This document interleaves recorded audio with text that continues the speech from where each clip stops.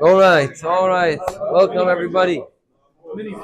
It's a pleasure to see everybody, new and old.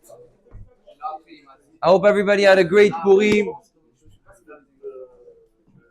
I hope everybody had a good Purim. Bemet, it's a special holiday. They say it's the holiest holiday. The Zohar says it's the holiest holiday of the year. So, Baruch Hashem, we have to take our energies from Purim and take them through. It's even higher than Kippur, That's the one that's we know as the highest holiday, but Purim, Memash, it's the Chag of Hashem. It's Hashem wa Elokim, meaning the good and the bad. They're both serving Hashem, so really it's to show the completion. But as we get to Pesach, we have to prepare for Pesach. So it's not the parashot of Pesach, so it's going to be a little bit more difficult to prepare ourselves for Pesach because the parashot of Pesach was in Shemot and so on and so forth. But we have to know what the lesson of Pesach is about and to try to work on it in order to get to Pesach, and we really know what we're doing. We're not just eating the matzah, the maror, drinking the 4 cups of wine. To know why we're doing it, to know what's our mission, what's our work that we have to work through on Pesach, where do we want to get to, and then eventually Shavuot. But to open up the subject, let's see what it says in this week's parasha. Parashat Vayakhel and Pekudei, we know, is a repetition. I know, Vayakhel this week, but Pekudei next week.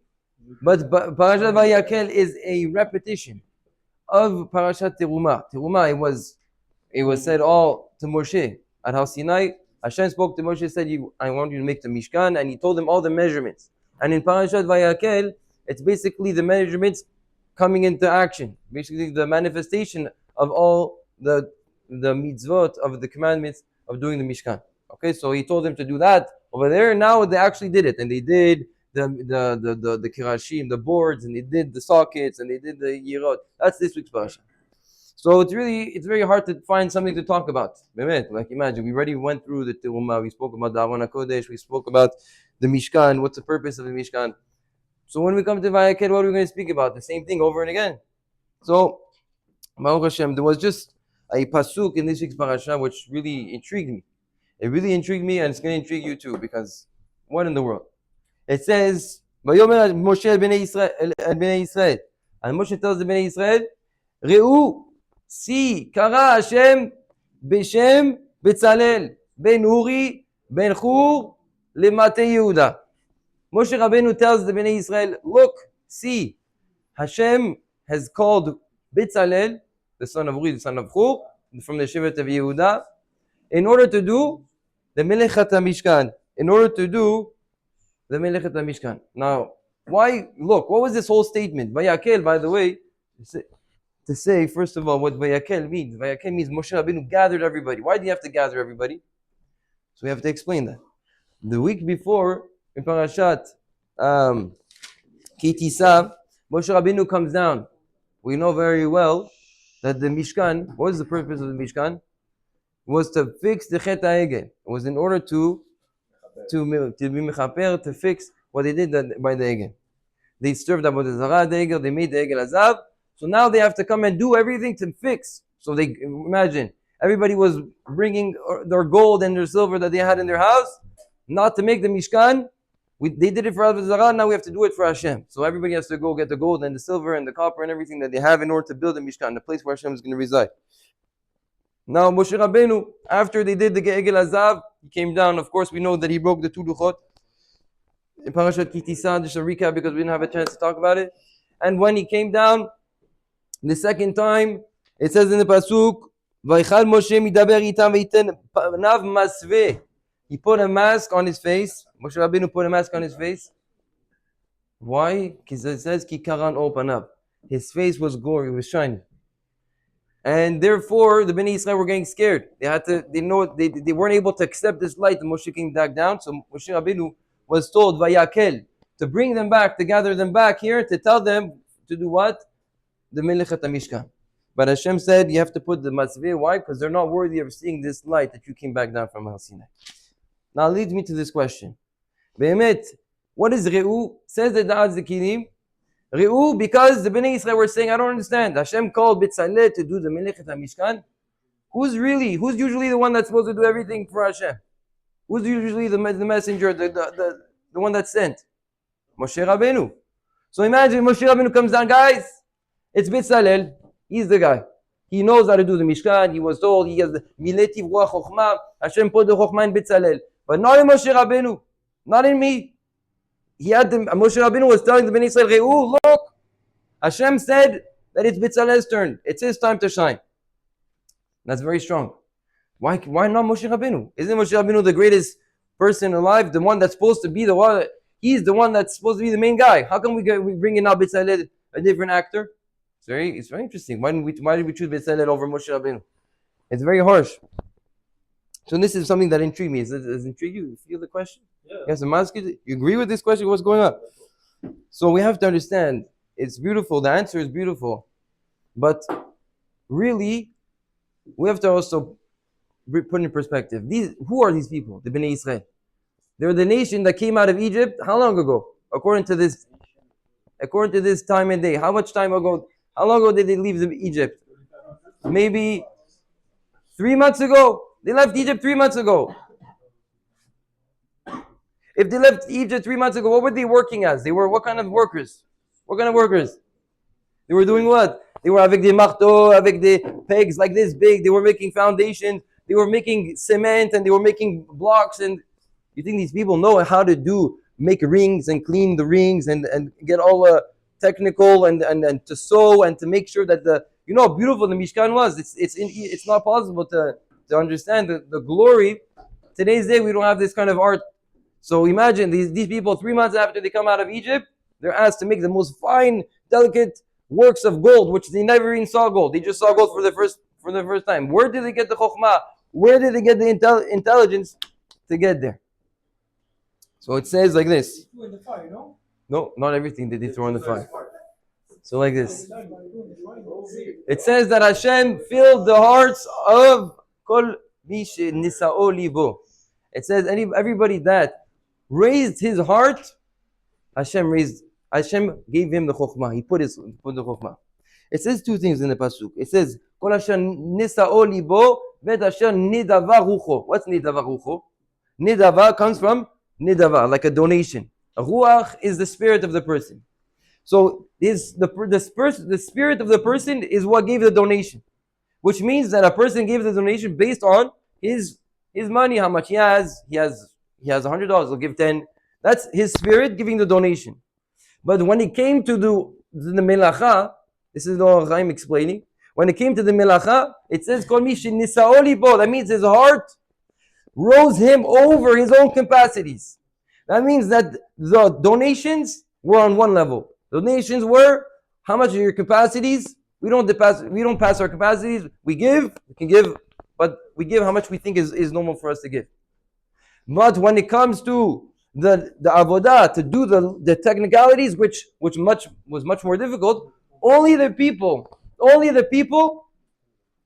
asher nisa'o libo, that their hearts raised them. That means that they wanted. That means that they came to Moshe Rabbeinu. And they said, we absolutely are going to take the responsibility to make this super. Imagine you have to be an architect. It takes 6 years to learn how to be an architect. These people have to do it in a few days. I don't care. I'm willing to put my head day in, day out to learn how to do the architecture of the Mishkan. And with this ratzon, this full heart, this strong will, that's why Hashem decided to put the chokhmah. Because the ones that decided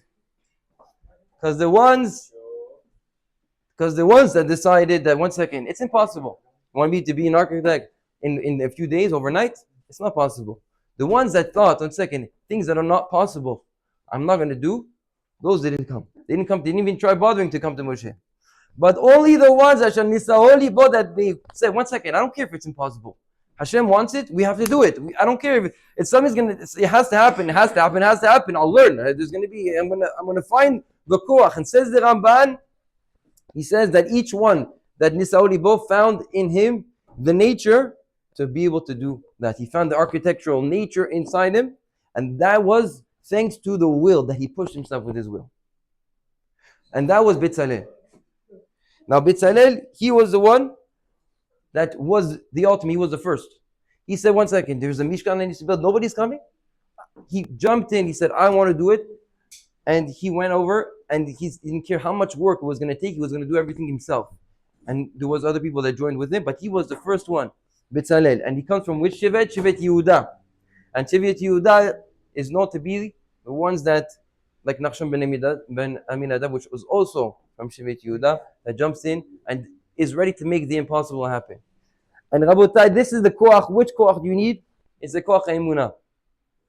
The koach of emunah is here when you believe in yourself, when you believe that it's supposed to happen, it has to happen, and this is what you need.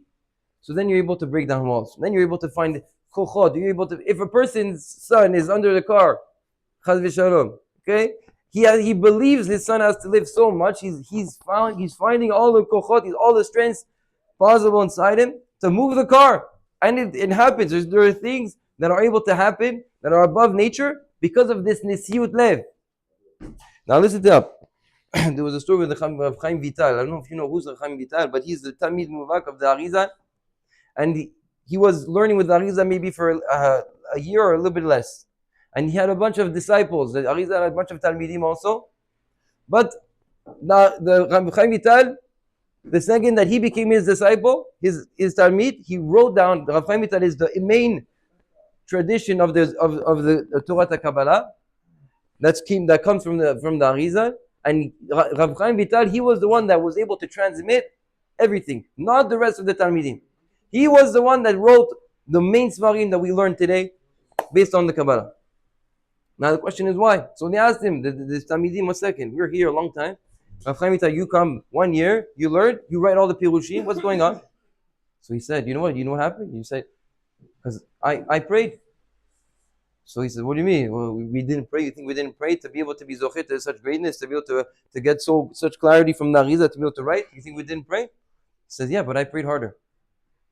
The message is that it depends on what you want. It depends how much you want it. If you want it really, then you'll get it. You'll get even higher. But if you don't come to the will, if you don't come to that deep will, and this is not a simple avodah, it takes a lot of will. It takes a lot of working on oneself. You have to really want it. You have to internalize. It's not just, when you wake up one day, it's, I want to be good. I want to be closer to Hashem. No. You have to take it, and you have to really ponder on it, and you have to work on it. You're going to have to tell yourself what it can change. And this is what we have to do with Pesach. On Pesach, it's not just we have to eat the matzah. We can't just be passive while we do these things. We really have to work on it. And to come out b'nei cholim, we really have to believe in the miracles that happen. To know that there's really Hashem, that He's the one that controls everything, that He's the one that can make miracles from one day to the next. So why am I telling you all this? Because Moshe Rabbeinu, he wasn't chosen. Why wasn't Moshe Rabbeinu chosen?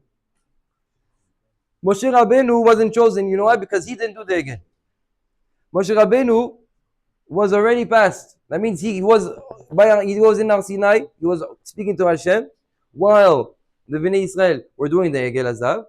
And what happened? Moshe Rabbeinu, when he was told that he's supposed to make a Mishkan, what did he tell Hashem? The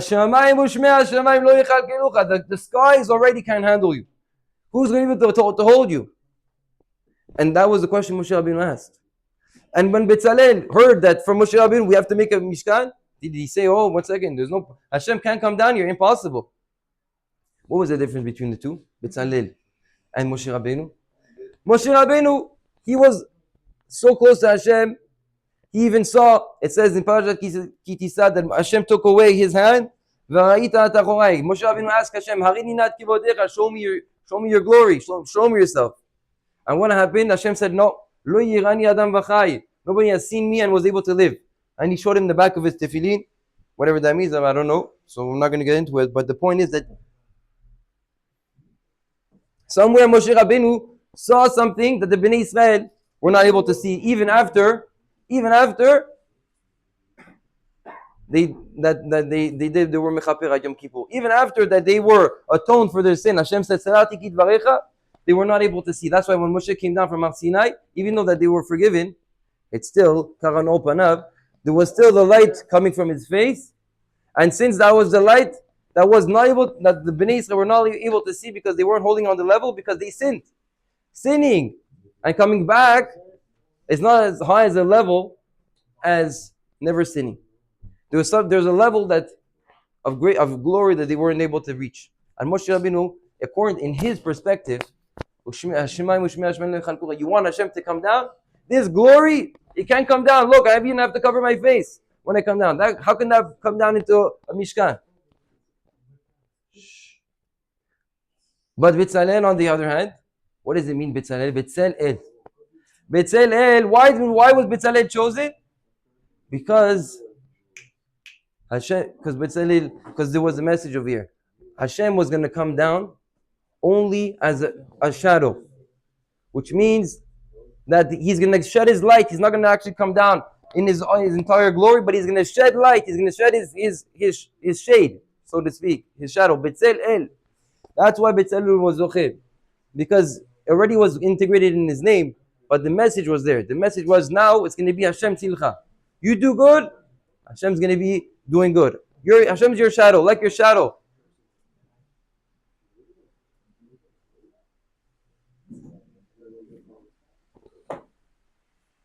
Like your shadow mimics you, it does exactly what you do, so too Hashem is going to do exactly as you do. You do good, you get good.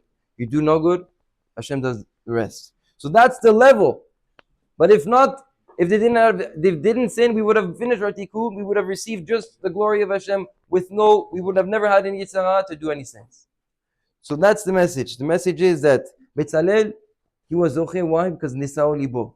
Moshe Rabbeinu, he had a different tafkid. He was already up there. He didn't do the chit ha'egel. He didn't have to put his hands into the work. But Betzalel, out of everybody of the Bnei Israel, he was the one that was zocheh. Now, to be zocheh, you don't think that Betzalel, maybe he comes from a chashuv shevet. You're going to tell me, Betzalel comes from shevet Yehuda, they were tzadikim. And the Torah says that Aholiav ben Achisamach was from shevet Dan, says Rashi, that he was from one of the lowest shvatim. And to make the Mishkan, it didn't have to do with where you're from, who you come from. You came from a rabbi, a tzaddik. Had nothing to do. Had to do with who you were, what's your will. You came with the will to surpass yourself. You came with the will. 1 second, I'm willing to make the impossible possible. I don't care what's going to take. That's what it depended on. And you see the same thing by Yehoshua. Yehoshua, why was he chosen to be the successor of Moshe Rabbeinu, the continuation, that he's going to be the leader? Who was Yehoshua? First of all, when he was chosen to be one of the Miraglim, one of the ones that went to spy on the Eretz Israel, he was named fifth in line. Okay, so he wasn't the top already. And not only that, the entire group that was chosen were only Sari Chamishim, which means that they were officers. That means there were rabbis of 50 people. There were rabbis over 600,000 people. That was Moshe Rabbeinu. There was rabbis over 6,000 people. There was rabbis over 600 people. And there was rabbis over 50 people. Imagine, the rabbis over 6,000. The higher you go in numbers, that's the greater you are, right? You would say. But Yehoshua was a rabbi of 50 people. Sarech Hamishim, of 50.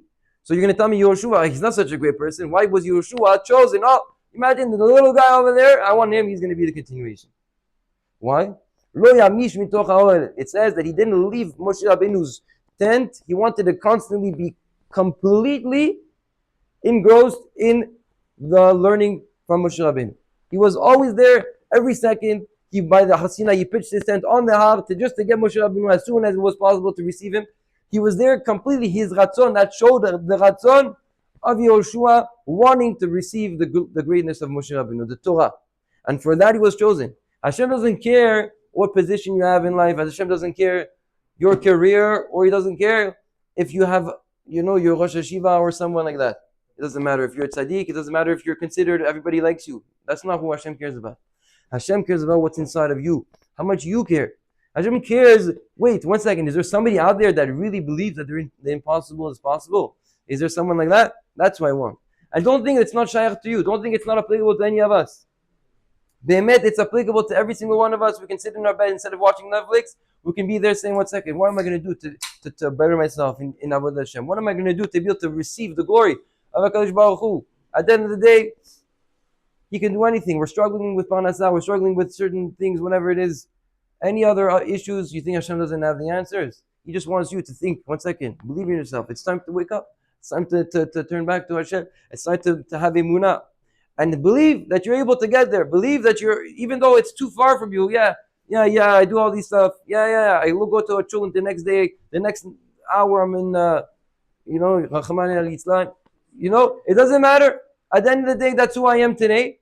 But I can change it. Next week, I'll come to the children and I'll stay longer and I'll chill, whatever. It doesn't matter. I'll make your prayer vit and you'll wait till Tikkun Chatzot and you'll do Selichot, you'll do everything.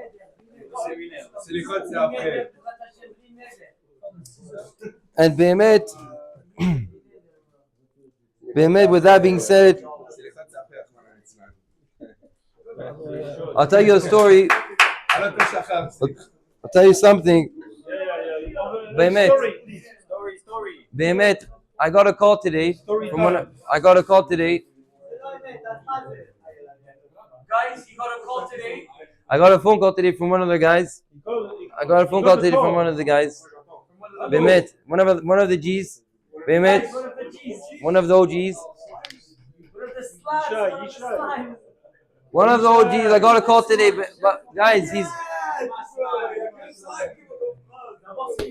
Behemet.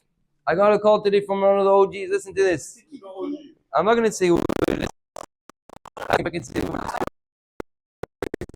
Okay. Here, okay? He was there, one of the guys, and he's asking me. He asked me a question. He calls me a lot. He's not in town anymore. He calls me a lot of times for questions. He did tshuva recently. He's getting better every day. And he called me today. He asked me, I'm in the store now. I know that they open Shabbat over here, and it's a Jew owned. Can I buy from the store? And I said, it's not recommended. We shouldn't do that. And he said, okay, right away. He said, okay, I make disagreement. You see that not only one time, but he called me a few times. He called me other questions, my tzitzit, this and that. Mehmet, you see that someone that changes his mindset, someone that wants the will to be good, someone that starts to be for him.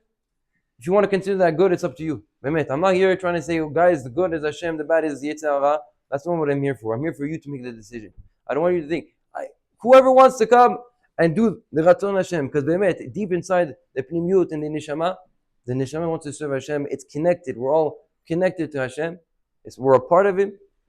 So whoever that taps into this energy will see that his life will change. He's going to get more interested. His Ratzon, his will is going to start to change the way he thinks. It's going to start to change. It's going to start to change the what he wants in life. It's going to start to change what he wants in life. And Behemet, this is exactly what's happening with someone that I know, Baruch Hashem, and I'm very happy. And B'ezrat Hashem, all of you, I'm sure, have your own stories. You call your own rabbis. It's not up to me, but Behemet, there's things that you might think are impossible, but Behemet, they're possible for each and every one of us. B'ezrat Hashem, we shall be zocheh.